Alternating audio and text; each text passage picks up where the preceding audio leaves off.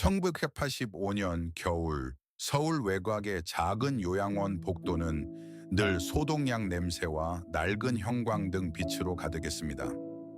진숙 씨는 매주 일요일이면 버스를 2번 갈아타고 어머니를 찾아왔습니다.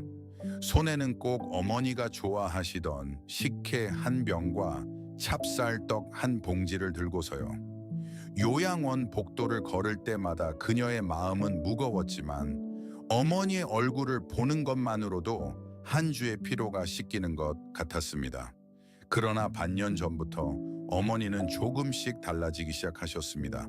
말씀이 줄어들고 눈빛이 흐려지고 때로는 진숙 씨를 알아보지 못하는 날도 생겨났습니다. 의사 선생님은 조심스럽게 치매가 진행되고 있습니다 라고 말씀하셨고, 진숙 씨는 그 말을 듣는 내내 가슴 한켠이 무너지는 느낌이었습니다. 세상에서 가장 자신을 잘 아는 사람이 자신을 잊어가고 있다는 사실이 이토록 아플 줄은 몰랐습니다. 그 겨울은 유독 길고 추웠습니다. 그날도 진숙 씨는 여느 때처럼 어머니 방문을 조심스럽게 열었습니다. 어머니는 창가 의자에 앉아 먼 하늘을 바라보고 계셨는데 딸의 발소리를 듣고도 고개를 돌리지 않으셨습니다. 진숙 씨가 조심스럽게 "엄마 나야, 진숙이야" 하고 부르자 어머니는 천천히 고개를 돌리셨습니다. 그런데 어머니의 눈빛은 낯선 사람을 보듯 잠시 멍하더니 이내 환하게 밝아졌습니다. "어머, 왔어? 어서 와, 어서 앉아." 진숙 씨의 가슴이 잠깐 따뜻해질 찰나 어머니는 뜻밖의 말씀을 하셨습니다. "순이야, 오늘은 일찍 왔네." 진숙 씨는 그 자리에서 굳어버렸습니다. 순이라니 그게 누구란 말인가요? 어머니는 아무 일도 없다는 듯 식혜병을 받아드시며 빙긋이 웃으셨고, 진숙 씨는 아무 말도 하지 못한 채 그저 어머니 곁에 앉아 있었습니다. 그 뒤로도 어머니는 매주 진숙 씨를 순이라고 부르셨습니다.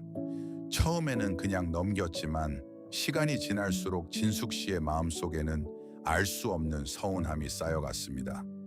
어머니는 지금 나를 다른 누군가로 보고 계신 거야. 그 생각이 들 때마다 눈물이 차올랐습니다. 어느 날 밤 혼자 부엌에서 설거지를 하다가 진숙 씨는 소리 없이 엉엉 울었습니다. 나를 낳아 기르고 내 이름을 가장 많이 불러주셨던 분이 이제는 내 이름도 모르신다는 것이 너무나 슬펐습니다. 순이는 대체 누구일까? 어머니가 나보다 더 사랑했던 사람이 있었던 걸까? 그런 생각이 들자 스스로도 어처구니가 없었지만 그 서운함은 좀처럼 가라앉지 않았습니다. 진숙 씨는 점점 요양원 가는 발걸음이 무거워졌습니다. 그러던 어느 봄날 진숙 씨는 어머니 방 서랍을 정리하다가 낡은 손수건에 쌓인 작은 상자를 발견했습니다. 상자 안에는 빛바랜 사진 몇 장과 접힌 편지 하나가 들어있었습니다.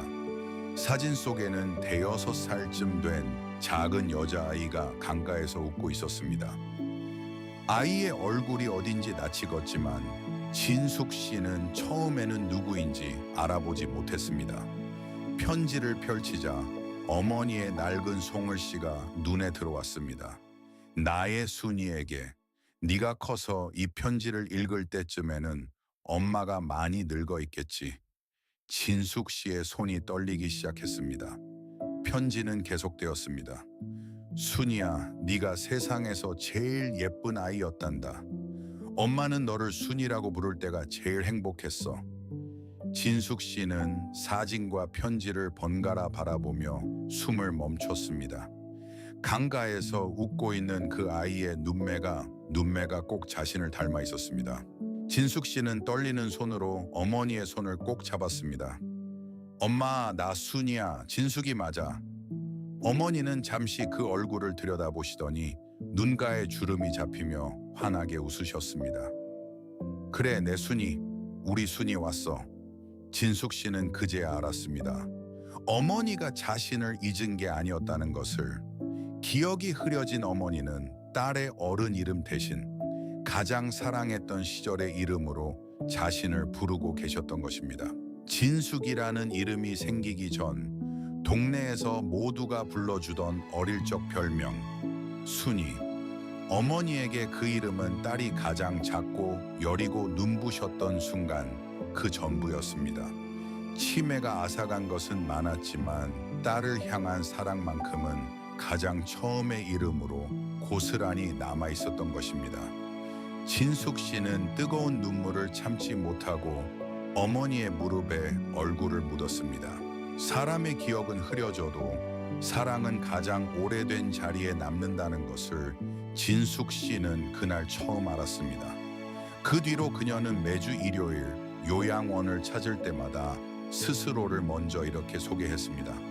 엄마, 나 순이야. 어머니는 그 말을 들을 때마다 꼭 같은 미소를 지으셨고 진숙 씨는 그 미소 하나로 한 주를 살아갈 힘을 얻었습니다.